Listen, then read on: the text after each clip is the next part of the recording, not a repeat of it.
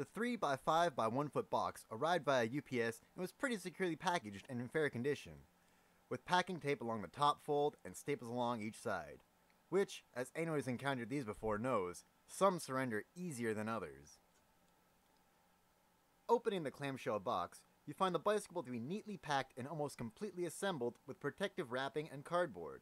It's at this time you really begin to get a sense of how big these wheels really are. Packaged loosely inside the box, you'll find a bag containing the owner's manual, in both French and English versions, the seat, or saddle if that's your preferred nomenclature, also in its own baggie and protective cardboard, handlebars, which are hanging by the frame, attached by the derailleur and brake cables, and the pedals, zip-tied to the fork. The puzzle of tape, cardboard, plastic protectives, saran wrap, and zip ties took a few minutes to get past, but with some side cutter snips made quick work of them, and made me feel like I was defusing a bomb. However, I should note, their efforts of protection did kind of go in vain, as the bike arrived with some noticeable blemishes, especially on the fork, and a few more minor ones on the chainstays. Assembling the bike couldn't be easier. With a few tools, a ratchet to attach the front wheel, an Allen key to install the handlebars, the bike was in presentable shape. Not quite ready to ride just yet, but a minor tune-up will take care of that. Now to give just a quick and dirty overview of the bike and its features. I will be doing a more thorough overview and review of the bike in the coming weeks. First, with its curb appeal. There's no denying this bike certainly does look the part of a fat bike and will turn more than a few heads.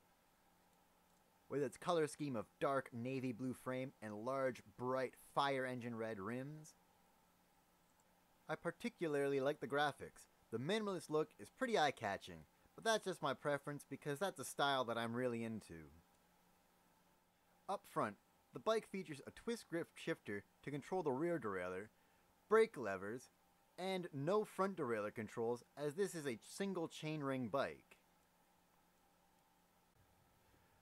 The frame stem measures about 3.5 inches, with the frame's top tube coming in around 23. With all the cables being attached from the get-go, the front and rear disc brakes work fairly well out of the box, but needed a bit of adjustment to the barrels and calipers to get them to squeeze tighter to the discs. Of course, a bit of riding is needed to wear the new pads in. Lastly, one thing that I really wanted to know was, what is the weight of the bike once it's completely assembled? I had read conflicting numbers and estimates online, so I wanted to measure it for myself. But, before I do that, I want to mention the UPS shipping info listed the package as weighing 18 pounds, a number I did not believe at all, and neither did the griping delivery person.